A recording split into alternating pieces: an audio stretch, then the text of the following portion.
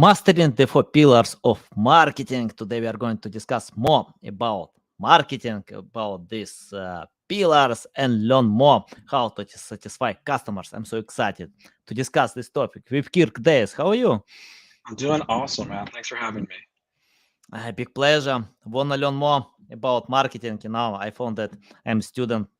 I keep learning every single day. For me, it's hard to find the day when I can't learn something new because marketing is huge.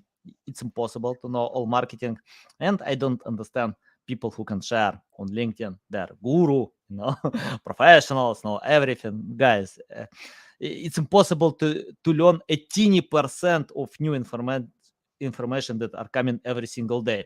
Kirk, before we start, just tell more about yourself, experience, background, about your business that can help our listeners to learn more about you. Yeah, for sure. So, first off, I'm Kirk Deis. I'm the Senior Growth Marketing Manager at Skydio. They're a leader in autonomous drone AI. Just imagine a flying Tesla. That's what they do.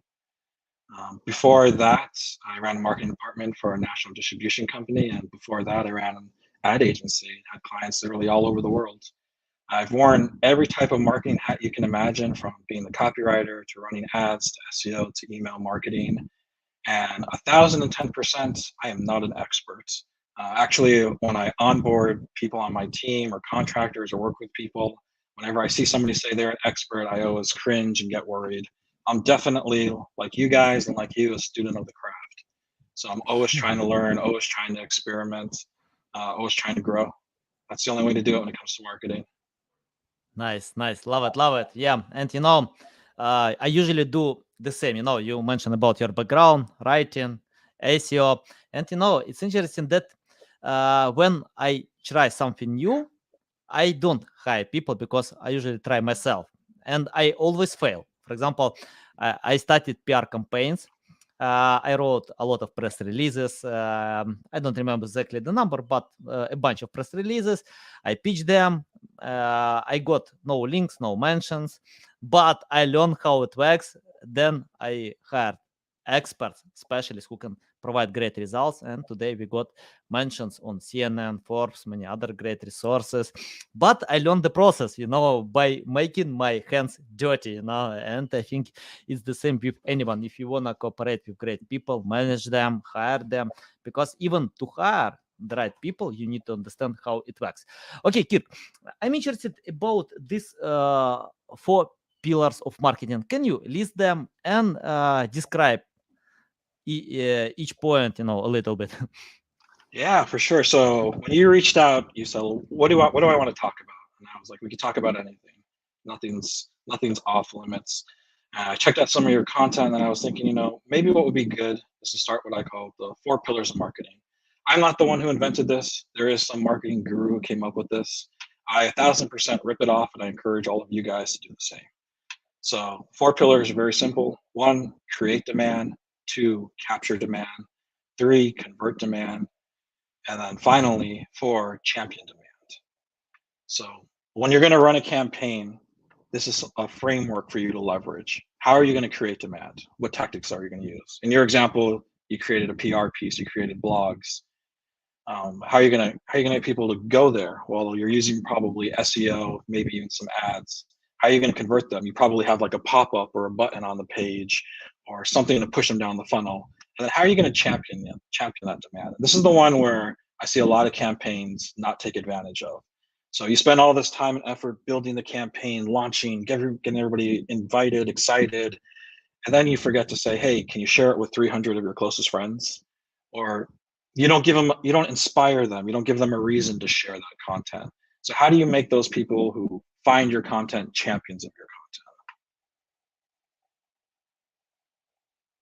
Yeah, nice, nice. I want to ask about one aspect that all marketers need to consider. It's creativity. Let me share a short story. Lloyd Richards published a book 11 years ago, and he spent 14 years to write a single book. 14 years to write a book. Yeah, I can't imagine how, 14 years. It's like more than a decade. You need to write a single book. Then, after publishing, he couldn't sell this book for 11 years. So he spent some marketing budgets, sales. He got some random sales, but far away from good sales. Then his daughter posted content on TikTok from an account with 0 followers. This video became viral. Plus 50 million people watched this video. And today this book is bestseller on Amazon. And it's interesting. Of course, I watched this video. I want to get 50 million views as well. But what I found on this video, it's not nice looking design, simple design, nothing special. But this video, short video by the way, less than a minute, shares a story about this book, how this book was written like for 14 years, and it creates curiosity to read this book. It creates the feeling that I need to read this book because the author spent 14 years to write a single book. And I want to ask you about creativity, because I see when companies usually replicate competitors, they come to marketers and tell them, my competitors, I want their traffic, I want their sales, do something, create the similar content, but it's important to stand out from the rest. I love this book from Seth Godin, Purple Cow. You don't need to read this book to understand what this book means, but that means you need to stand out from the rest. Can you tell how to stand out from the rest and to be creative? Yeah, absolutely. And I guess to unpack a little bit of what you were saying too, the reason most marketers check and see what their competitors are doing and copy it is because their competitors have that advantage, right? They have something going on for them, and they know, like, okay, if I copy this framework, maybe I can steal some of that wealth from my side. The problem is, audiences, they know what's authentic. They see through it. They see, like, okay, what's different from you versus the competitor? You need to have your own voice. One thing that I think is huge for us marketers is experimentation. And this ties directly into creativity. I'm a strong believer that the reason a website exists is to experiment. Like, we don't know what we don't know, and that's okay.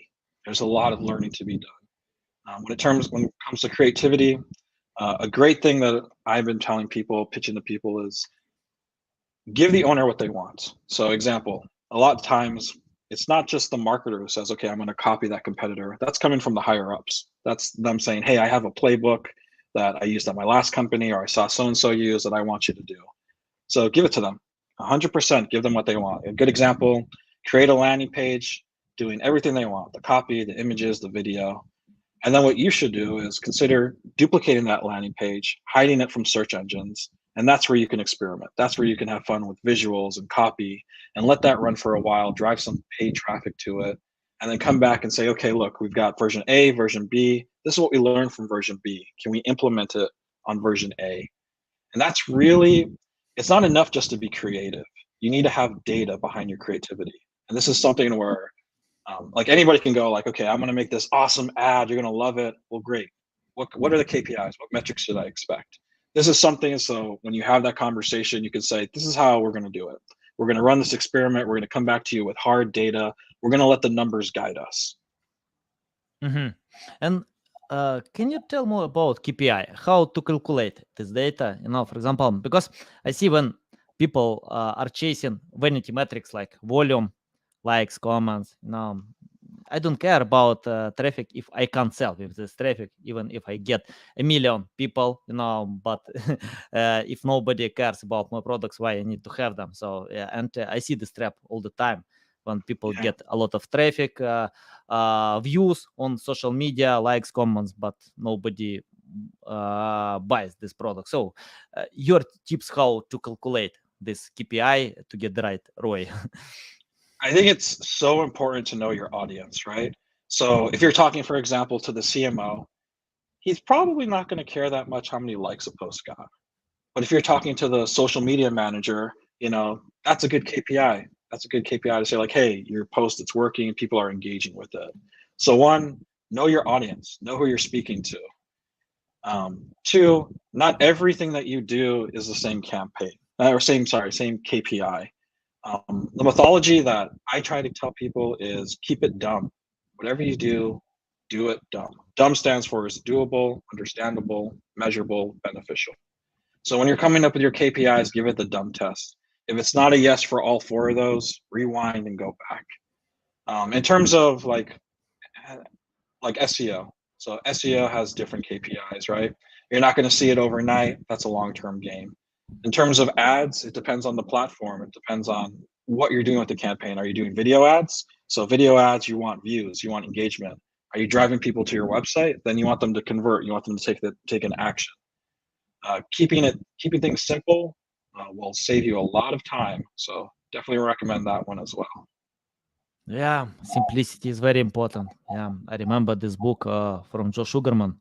He wrote about simplicity, that you need to start from simple, short sentences. Because if I often see when webmasters create long sentences, hard sentences, that even advanced users need to spend a few times to read them, but in most cases people bounce. That's why we have this bounce rate high. When people open, they can't understand why they need to figure out to spend time. It's better to bounce and find another website that can simplify their experience. Can you tell about simplicity? For example, what I usually see when companies create websites and try to sell almost all their products in homepage, like to list products, catalogs, but if I open apple.com, I only see iPhone, nothing else. Yeah. I can scroll down to find other products, but in the first screen, only iPhone. The quote make difference, short quote, nice looking picture, and it's very simple, real simple. But and customers love it, customers buy it. So, can you tell about how to find the balance, for example, between Apple and Amazon? Because on Amazon, I can get everything from one page. I mean, like from top funnel to bottom funnel, I can find descriptions, price, reviews, text, everything. So your tips how to find the balance between Apple and Amazon. Yeah, for sure. I think first call out, don't be Apple, be the next Apple, right? Apple could publish a page on a rock today and it will go viral tomorrow. Most likely you don't have that ability. And again, that's okay. Embrace those flaws, embrace those opportunities. What Apple does well, and what you could consider, is when you're launching like new pages, launching a new website, they know their audiences. They have an insane amount of data and they have a brand to back up what they say. So again, keep it simple. Have one landing page. Make sure you're talking to one audience. Know that your homepage is most likely going to get the most traffic on your entire website. So it's okay to, reference different sections of what you offer in different solutions, but also don't take that as an opportunity to deep dive and make it confusing. You want to deep dive on those pillar pages that are specific landing pages for your solutions, not on the homepage. Yeah, nice, nice. I wanna ask you about how to create demand in saturated market. Because in any niche we have a lot of competitors, and they are looking for customers as well. So we need to find another way or how to differentiate our proposition. So any tips how to create this demand? Yeah, I think what you should do is you need to have an honest conversation with yourself and ask yourself, what is it that you and your team and your company not just do really well, but do great? What is that? Because there's no way you're going to be able to excel at everything. Most likely you have budget constraints. Most likely you have bandwidth issues. So what is it that you do really well? Just have an honest conversation. Let's take SEO as an example. Okay, so we can say SEO, this is where I'm going to put all my eggs in. So from there, really build out that plan. What does that look like? So everything we do needs to address SEO. From the videos, are they optimized? From the landing pages, are they optimized? Are we building offsite backlinks? Are we having internal backlinks?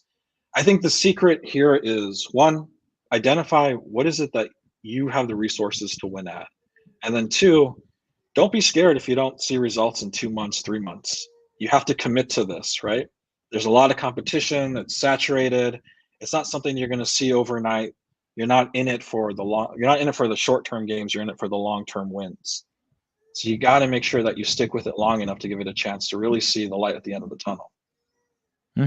Yeah, I agree. It's not sprint, marathon. Think about marathon, and marketing is huge. Digital marketing, many things that you can do. Many different channels, and uh, how you usually unite branding and marketing? Because, for example, my son never asked me to buy new sneakers. He always asked me to buy Nike. I don't know why. So probably in school he got it from other people, other students. They can share their experience. I don't know. It's better to ask him, and next time I will ask him. But can you tell about branding? How it's important to create strong brand recognition? And unite with marketing. Yeah, I feel like the first version of your website, and maybe even up to version like 3 or even 7, it's a lot of people doing things that they think is right. It's a lot of like, okay, this is what our brand should be. This is what our voice should be. It's a lot of just putting it out there. But ultimately, we don't decide what our brand is. The customer does. They're the ones who go off on social media and they talk about us and they say, "Hey, did you see what so and so did and how they reacted?" Or they share that email or they don't share that email or they talk about that customer experience. We don't own branding, the customer owns branding. We come in with a hypothesis. We want to be perceived as this XYZ, and this is what we stand for. And then we let the data decide, right? A great way to collect that, Amazon does it. Amazon's the best at it, right? They collect reviews. You want to know how your brand is, read the customer reviews. You want to know how you can stand out as a competitor, read your competitors' reviews and address Yeah. their concerns. Answer their pain points, see where they're falling short and say, "Hey, this is where we can win. Let's create content around that. Let's make videos around it. Let's put that in our next version of our product." Yeah, I think I read a few studies and many articles about appealing new brands, well-known brands, and they usually appeal when customers are not satisfied with existing products, like Uber, like Zoom, like TikTok, because that was painful to find taxi, that was painful to connect with others. And on TikTok, it's interesting. I remember when someone told me, "Yeah, you can watch these funny videos on TikTok." I loaded this app, and it's the first time when app didn't ask me to register. Yeah, I started to watch these videos without registration, so I think it's a good job. By the way, it's interesting. I removed TikTok because this social media can learn my mind. I don't know how, but TikTok always recommends content that I can't stop watching. I can watch like 2 hours in this content, and after that, I got it. I have no 2 hours to watch this great content. I couldn't find the way how to fight with this, so I decided to remove this app for some time because I can't get the same experience on LinkedIn, Facebook, Instagram, only on TikTok, because TikTok knows how to share videos that people wanna watch. Yeah, love this experience. Kirk, That I wanna funnel, ask. just real quick, that funnel that you just said where they remove the registration process, I think Mhm. ultimately that's where B2B is going to go. Like what's great about B2C that I think has leverage over B2B is that they're always optimizing to push users to the checkout experience. You come to my website, I want you to buy in the least amount of clicks as possible. What B2B does is they tell this story. They give you those pillar pages, those webinars, all this information. Then they have you meet with a sales rep who qualifies you, who says, "Hey, I'm going to hand you off to my accountant." And then they qualify you again. And then it's all this back and forth. I think the future is going to be what you just said, where it's how do we empower customers? How do we get customers to come to your website and go through that checkout process? Steal what B2C is doing. How do we get them to get that information, get the story, and be able to check out right there on the website? I think if you Yeah. can figure that out, which again, just look at B2C sites, see how they're doing it. That's going to be a huge advantage, right? Someone once said, "Time kills all deals." So B2B, like the time span for deals are pretty long. So if you can find a Mhm. way to reduce that, speed up the deal, that would be a huge advantage. Nice. Yeah, yeah. And I remember when someone asked me to have a call on Zoom. It's the first time when I got Zoom many years ago. And I replied, I have no time to register. And they, no, you don't need to register. Just click this link. What? I clicked the link and we got the meeting. Wow, so simple. And yeah, I Yep. think simplicity is the first way what you need to do, and the second to share something for free because customers want to get value first. For example, you can use Google for free, Facebook, any social media you can use for free. So, but for extended services, you need to pay. But if you want to win customers, give them for free because customers want to get this value. Kirk, you mentioned in the beginning about AI. No, it's hard to ignore this topic today, impossible tomorrow. And I started to use AI before ChatGPT today. I use a lot more, and we got great results with AI. Yeah, and I found that many marketers use this tool differently, and I see when marketers overuse AI.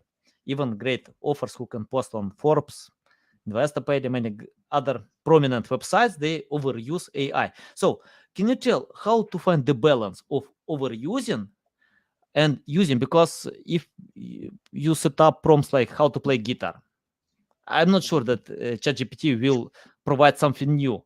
Probably valuable, but for me, it's not value if many other websites have it. So, any tips how to do it right? Yeah, I remember when AI was just a conversation, which it wasn't that long ago, right? Just a few months before ChatGPT released itself. And I remember the big fear was, okay, when AI comes out, it's going to get rid of all these white collar jobs. But all you creative people, all you marketers, you're saved. You're good. The reverse has happened. ChatGPT, like those white collar jobs are fine, and those marketing jobs, there's this sense of fear, like, oh my god, can I use ChatGPT to write 1,000-word blog that has these keywords and links to XYZ and pulls from this information? The answer is yes, and you can do it faster than any marketer could, right? And that can be scary. What I recommend is leverage these tools because that's all they are. They're just tools, right? What would you do if you had all the information in the world at your fingertips? Would you ignore it? Would you run from it? No. You would say like, how can I use this to my advantage? The tricky part is you don't want it to have it replace 100% what you do, right? Again, you're going to lose your brand voice. You're going to lose who you really are. It's not going to be authentic. It's going to be that AI tool. But you do want to give it prompts. You do want to educate it. You do want to show it what good looks like. I've been experimenting with Bard, Google's AI, with Copy AI, and with ChatGPT. These are all amazing resources and tools that for sure you should leverage. Another good way to use it is you're going to come up with a marketing plan, put it in a document, give it to these AI tools and say, hey, what else can I do? What am I missing? Where am I falling short? How can I improve it? Let it give you ideas. And then when it gives you those ideas, say, give me 5 more ideas. Make them Yeah. unique, make them creative, right? Use it to your advantage. A cool experiment I did with Copy AI. Everyone has bandwidth issues. Copy AI it's a copywriting tool. I used it to create blogs for SEO. And what I found exciting about it was I had 7 different blogs. I wanted them all to be over 1,000 words, have keyword rich, use the information on the landing page. And I'm like, okay, great. I have the plan. I know what I want to create. And now I just need 7 months to create it, to find a copywriter, and I need the budget for it. Right. With Copy AI, I gave it the prompt to the landing page. I gave it my skeleton. I gave it the keywords I wanted to answer. And I said, produce this content. It produced these 7 blogs in less than an hour. And it's stuff like that where is it 100%? No, you still have to check it. But it's stuff like that where you can say, okay, this is good enough where I can riff off of it. I can change it for what I want. I can leverage parts of this for other things that I want to do. I definitely think if you're not using AI, if you're not embracing it, you're going to be left behind because the secret's out now. Everybody's using it. Everybody's doing it. Become a student of that tool, leverage it as much as you can, play with it, experiment it, figure out what works for you and what doesn't work for you. Yeah, you remind me. Jeff Coyle, he spoke on my podcast. He's co-founder of Market News, and he told me that in the future we will have three companies. The first company will develop AI, the second company will implement AI, and the third company will be obsolete, who can leave the trade. Yeah. So yeah, and yeah, I think everyone needs to adapt to AI because it's the same like farmers when they got first tractor, they got the feeling they can lose their jobs, but they adapted. And I think marketers who created marketing campaigns on TV, radio, they adapted to digital. And you can adapt to AI, you can adapt to augmented reality, to virtual reality, anything that Mark Zuckerberg or Apple will bring to the place when you have experience. So and yeah, it's better to use new technologies because Yeah. these technologies can't go alone. You need to drive them. So yeah, go ahead. No, I was going to say it's something else to think about when you're looking at your team, you're looking at the people around you. I always think about that pillar of people, process, technology, right? You have the right people around you, you create the right process. Now you need that technology. That leads to success if you can identify those things. And for sure, AI is part of that. Hmm. AI is great, but you need to understand your customers, users as well. And what I found today, we have this high bounce rate everywhere. YouTube, website content, everywhere. Like most people can bounce for a few seconds. On YouTube, if I remember this data, the average data, like 80% of users bounce in the first 20 seconds. So it's a lot Yeah. because but if I open any video from Mr. Beast, I can't bounce. I can't click this button because Mr. Beast knows how to create attractive content. And I remember another discussion with uh, Jim Edwards. He worked in Business Insider 10 years. He started on this company from scratch. Then company was sold for $500 million. And he told me that success of Business Insider depends on creating non-boring content. Most content are boring, including marketing, business niches, but you can share value, you can help support, but if it's boring, people bounce. Nobody interested with that. So can you list effective strategies for capturing customer interest and attention? Yeah, for sure. So I think first things first, you need to have a foundation where you understand your data. So before you even go off and you create that masterpiece, actually know what people are doing on your website. So how do you do that? You install Google Analytics 4, right? Everyone has that, or you should be converting to it, GA3 sunsetting. But that's not very user friendly, and that's not something you can take to the CMO. Oftentimes, they're not in it that much, where they want to have a conversation with you and not be talked to. So what I recommend is get that data and find a way to visually represent it. There are tools out there that do it. Right now, I'm experimenting with a tool called Funalytics. And all it does is it plugs into Google Analytics and then it creates visual mind maps, right?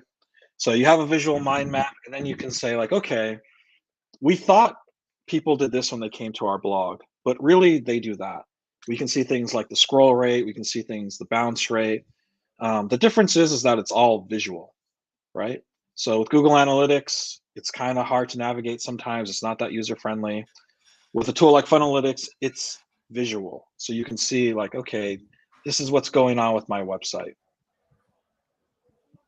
Yeah, and I think it's important to consider conversion rate, to optimize with this metric, because I saw many landing pages.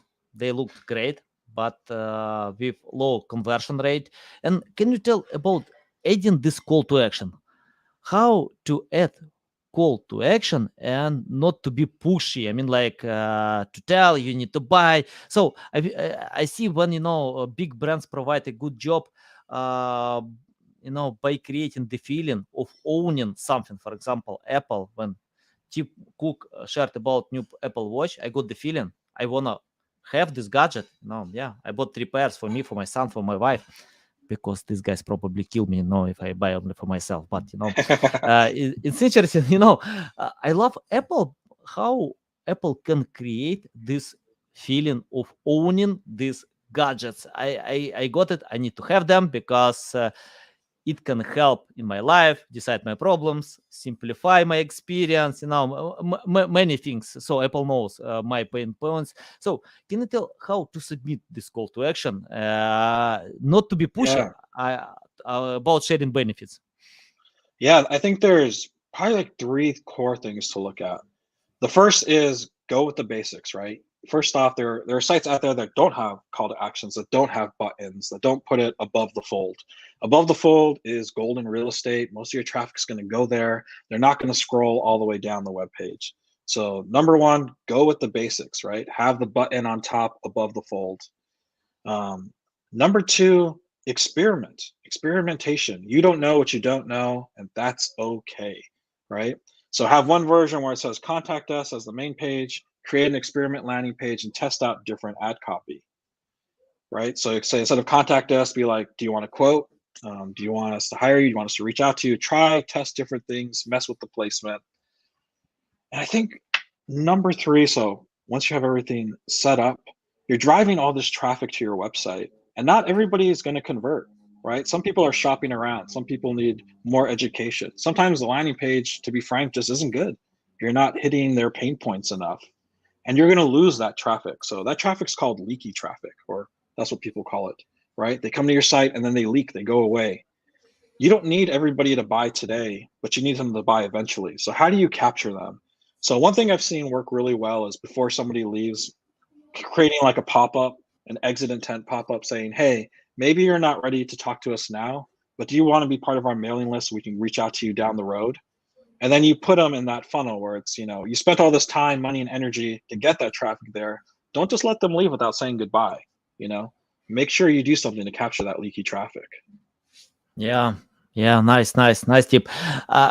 I wanna ask about customer loyalty. It's interesting. For example, my son always ask me to buy Nike. I love Apple products, anything, MacBook, iPhone, Apple Watch. I love it because of high quality.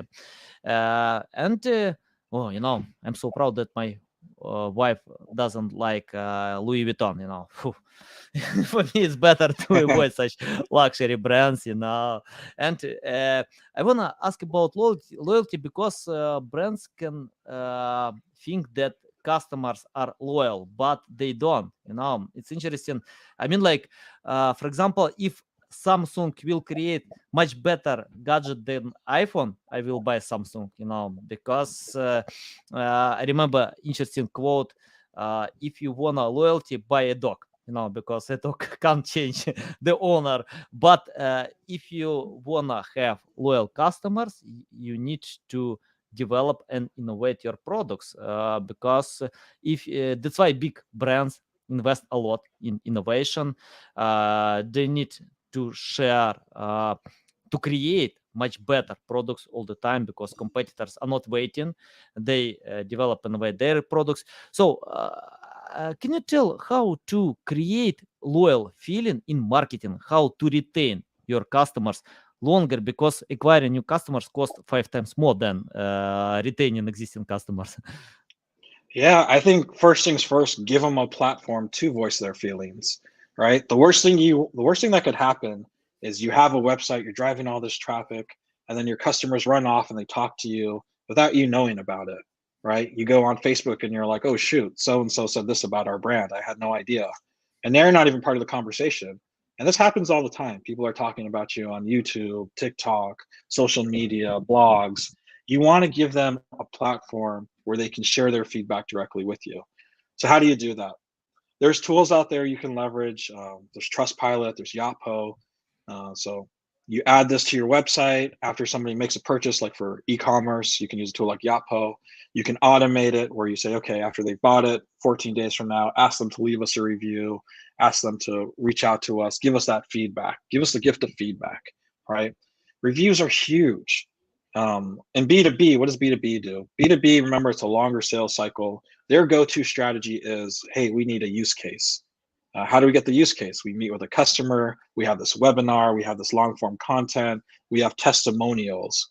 And the game plan is that the people in that niche, they're going to see that testimonial and they're going to resonate with it. And then they're going to want to reach out to you and buy. But what B2B is doing is they're giving them a platform, right? So another thing you could do on the B2B side is host those webinars, bring in industry leaders. You're going to have people going to the webinar, the people who attend, reach out to a few of them and say, hey, there's a reason you were here. Maybe you're not ready to buy. Maybe you did buy and you had a great experience. Maybe you bought and you had a terrible experience. Reach out to those people and say, I want to have you on my next webinar. You know, I don't want to sell to you. I want this to be an authority in our industry. So have that conversation, give them that platform, an opportunity to be a voice for your brand. You know, you unhided my secrets. You know, today everyone knows my secrets. You know, to invite great leaders, marketers who can share value with my audience. Okay, guys, you can use the same methods. And Kirk, I wanna ask about something that I always do in marketing. It's not only in marketing. All my life, I made a lot of mistakes. I keep doing them now, especially in marketing, because I love to test, to experiment, to find what actually will work for me. So, can you list mistakes that marketers can avoid today? I mean, like, for example, we have two mistakes. The first you can avoid, and the second you can learn through experience. You know, it's not mistake. It's like getting knowledge. So, can you list mistakes that we can avoid today? Yeah, sure. I think probably one of the biggest mistakes I see happen, and we're all guilty of it, myself included, is ego. We come Mhm. into this situation and we think we're hot, we think we're the experts, we think we're the guru, we think we know everything, right? And I'm constantly reminded through experimentation, I don't know what I don't know, and it's okay. So first things first, when you're going to run a campaign, when you're starting something new, when you're doing something, when you're doing it for a long time, it's okay to be a student. It's okay to mess up. It's okay not to know. It's okay to tell the CMO, hey, I want to experiment. I want to test this. That's your job. You're supposed to be out there trying to figure out what works and being a little scientist, right? Number two is they don't have any data. This is so overlooked. We spend all this time creating content, driving traffic, spending all this money, putting all this energy, and then we're like, shoot, did I set up a UTM? Did I remember to check my analytics? Did I remember to test things before I actually went live? It's such a small, tiny thing, but it's always, always overlooked. So definitely recommend before you launch a campaign, make sure you have data in place, make sure you have tracking measurements in place, make sure you have an idea of what you want to track to. Maybe you don't know what the goal is. Maybe you don't know, like, I want to have X amount of signups for this, but have, maybe it's not specific, but have an idea, like, I want this type of range, right? And number three, be realistic. So a lot of times you're going to get pressure from the higher ups and says that's going to say we need $1 billion by tomorrow. Awesome, great, let's do it. But how are we going to get there? Let's set some expectations. Let's have that candid conversation. You as a marketer need to have the ability and the confidence to talk to your team, to talk to the CMOs, to talk to your partners, to the stakeholders, and say, hey, we want to do this. I'm with you. I'm on board with you. Here are expectations. The worst thing you can do is just take orders and then go in without setting expectations. If you do that, that's when people get upset in the end if they don't get what they want. You need to go in there. You need to have those candid conversations. You need to go in with data, right? Have things in place.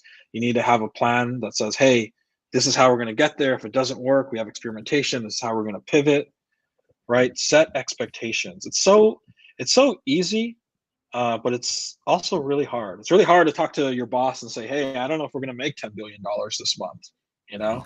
Cringe. I might get fired.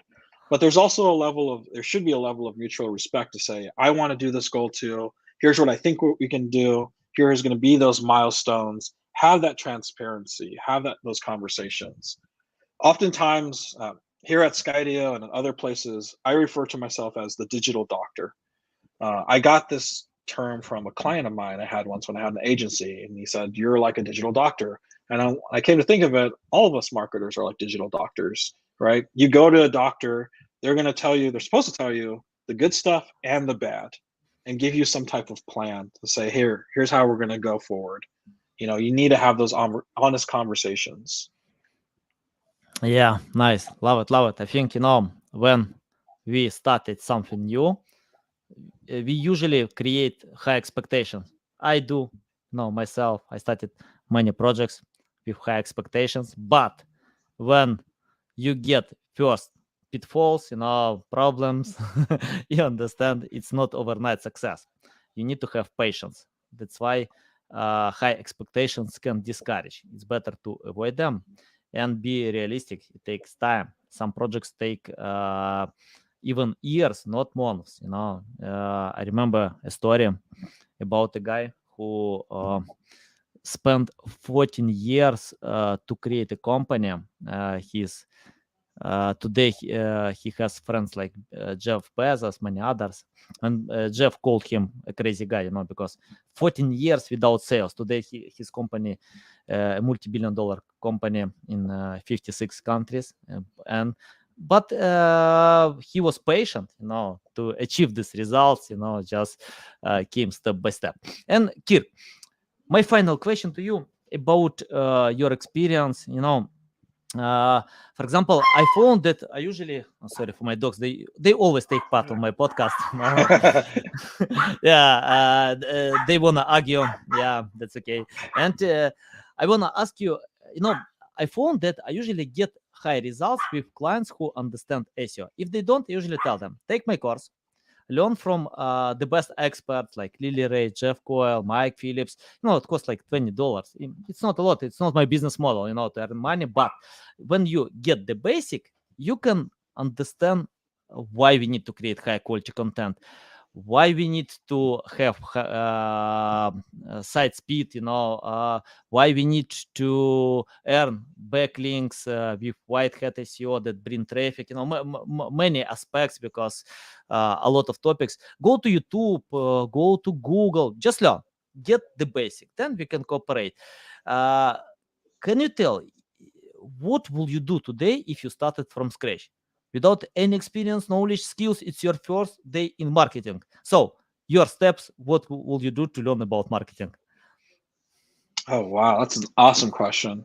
I would definitely do what you're saying, like look online, find people who are authorities. Chris Walker, check him out on LinkedIn. He has an insanely cool podcast. I think they've changed the name, but just look up Chris Walker. He's pretty famous now.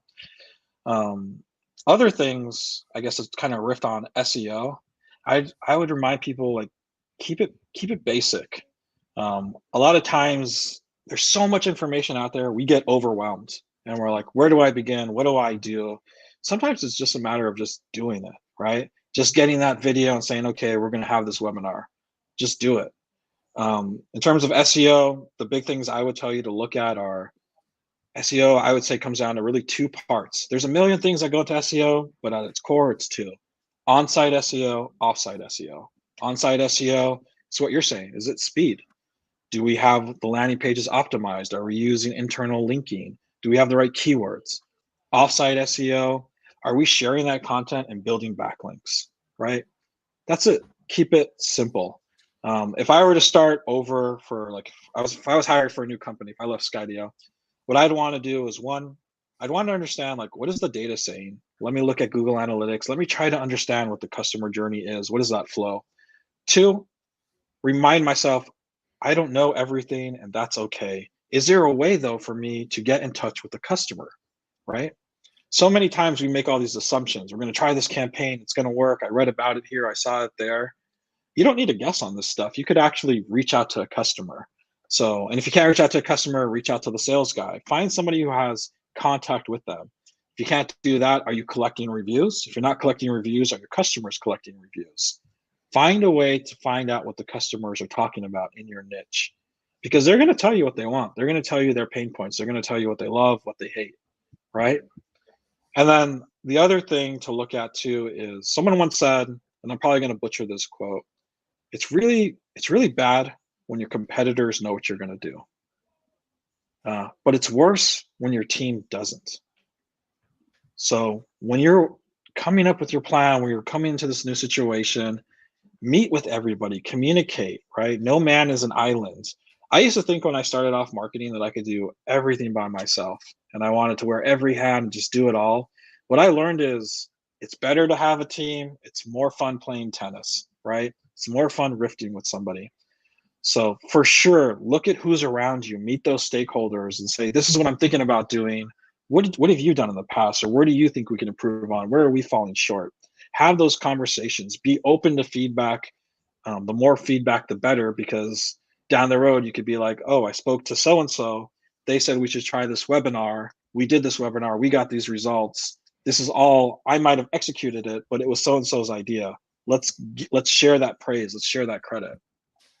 Nice, valuable. Love it, Kirk. It's a big pleasure to get in my show, to learn from you.